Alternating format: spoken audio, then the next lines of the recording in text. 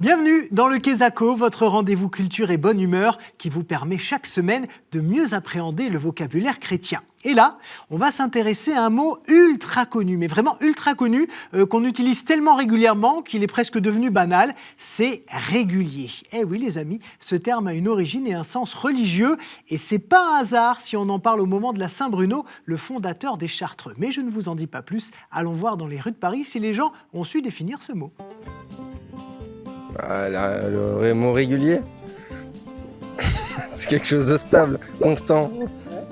Régulier, je sais pas, les saisons, ce genre de choses qui viennent régulièrement tous les ans, ou la lune qui est régulièrement à la même place, ou les étoiles, tout ça. Si je vous dis le clergé régulier, est-ce que ça vous parle ? Tiens, c'est un terme original associé à clergé. Parce qu'il y a plusieurs types d'églises, même pour la chrétienté, il y a l'église, les protestants, les catholiques, tout ça. Donc c'est peut-être ceux qui sont plus, qui respectent plus une certaine Bible que les autres. Même pour les Bibles, il y en a plusieurs, enfin selon je ne sais plus quel évangile, tout ça. Il y a des membres qui font partie de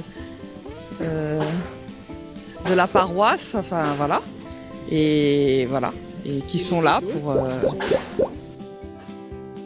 Eh bien, vous y êtes presque, chère madame, presque. En tout cas, vous avez ouvert une porte qui peut nous amener vers la bonne réponse. Mais on va voir tout ça en détail avec le père Clasen. Bonjour. Bonjour. Alors, si on commence peut-être avec un peu d'étymologie, régulier, ça vient d'où ? Règles. Alors, de quelles règles parle-t-on ? Alors, ce sont des règles monastiques, principalement. Et donc, ce sont des religieux, des prêtres, éventuellement, mais pas forcément, qui vivent selon une règle communautaire. Voilà, donc, à la différence des prêtres comme je suis, qui sont des prêtres séculiers. Voilà, c'est la différence entre donc clergé régulier, dont je parlais dans le micro-trottoir, et clergé séculier. Séculiers, comme moi, nous vivons dans le siècle, n'est-ce pas ? Nous sommes abandonnés au siècle. Alors, ces règles, elles disent quoi, précisément ? Alors... il y en a beaucoup, déjà. Il y en avait beaucoup. Ouais. Il y en avait beaucoup. Il y a eu une sorte de mise en ordre des règles à l'époque carolingienne. Parce qu'avant la période carolingienne, il y avait tout un tas de règles monastiques, parce qu'il y avait un engouement pour le fait de vivre authentiquement chrétiennement, c'est-à-dire entre frères. On en avait parlé au moment des Pères du désert, oui, notamment. Oui. Donc il y a des communautés qui se sont formées, il a bien fallu qu'elles vivent ensemble. C'est ça. Donc il a fallu faire des règles. Et dès qu'on vit ensemble, il faut des règles. Il suffit de regarder sur une cour de récréation, il faut très vite établir des règles. Et donc c'est des règles d'habitat communautaire, c'est des règles de fonction, qui fait quoi ? Et c'est des règles économiques, qui va produire quoi, pourquoi, enfin, etc. Et donc, il y a plusieurs auteurs de règles. Il y a Colomban, il y a Pacôme, le premier, si on remonte très haut, dans les années 300. Et puis, bien sûr, Saint Benoît. Oui, avant Saint Benoît, il y a eu Saint Basile de Césarée, en Cappadoce. Et puis, même avant, il y a eu aussi Saint Augustin. Donc, tout ça, ce sont des règles très connues. Alors, justement, cette règle de Saint Benoît, est-ce qu'on peut citer ce qu'elle dit ? Alors, oui, bien sûr. Par exemple, c'est elle qui instaure la messe quotidienne au milieu du jour. Parce qu'avant, il n'y avait pas la messe quotidienne. Dans la règle de Saint Basile, il n'y a pas la règle, il n'y a pas la messe quotidienne. Saint Benoît aussi donne les offices, ce qu'on appelle le bréviaire, nous, d'emblée. C'est-à-dire laude, vêpres, complis, milieu du jour. Il l'établit, même avec, en disant combien de psaumes, que ça commencera par une hymne, etc. Il donne également des règles très simples sur l'art de gouverner. La confiance qu'il faut faire au père abbé, la parole qu'il faut donner aux plus jeunes, enfin, etc.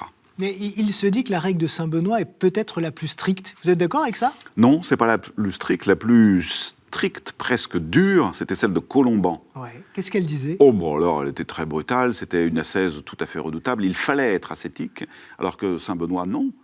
Dans la règle de Saint Benoît, il faut être frugal, sobre. Pas ascétique, pas forcément. Alors que Colomban, c'était vraiment les moines irlandais. C'était des vrais guerriers. Saint Augustin est encore plus sage, si j'ose dire, plus tempérant encore. Mais la règle de Saint Augustin a donné, par exemple, aujourd'hui, les dominicains qui s'en sont inspirés. En gros, il reste les deux grands faisceaux, Augustin et Benoît. Oui. Aujourd'hui. Et alors, le clergé régulier, quel rôle il a aujourd'hui dans l'Église ? Alors, il est très important parce que tous les monastères sont évidemment sous une règle, ainsi que toutes les communautés nouvelles, qui sont quand même pas, aujourd'hui, Ça n'est pas sans poids, sans importance, puisque ça adjoint tout un tas de familles spirituelles et que ça anime aussi la pastorale ordinaire. Et donc tous ces gens-là vivent selon une règle. Alors à chaque fois, la règle doit être reconnue par un évêque. Et alors, est-ce que ça veut dire aussi que chaque chrétien doit vivre sous une règle? Ça nous engage à ça? En effet, il n'y a rien de mieux qu'une vie régulière pourvu qu'elle ne devienne pas lassante. Oui. Voilà, pourvu qu'on ne bascule pas dans l'ennui ou dans la routine, mais sans se donner des règles, des limites, une manière d'organiser sa journée, sa semaine, son mois, ou l'année même, forcément, on se perd, quoi. On perd du temps. Merci beaucoup, Père Clasen, et merci à vous, les amis. Voilà, maintenant, vous savez que lorsqu'on dit qu'un événement est régulier, ça veut dire qu'il obéit à une règle, tout simplement, et que cette règle, donc, a une origine religieuse, vous l'avez compris. Et c'est la fin de ce Quesaco. Merci de l'avoir suivi. À très vite sur KTO. Ciao.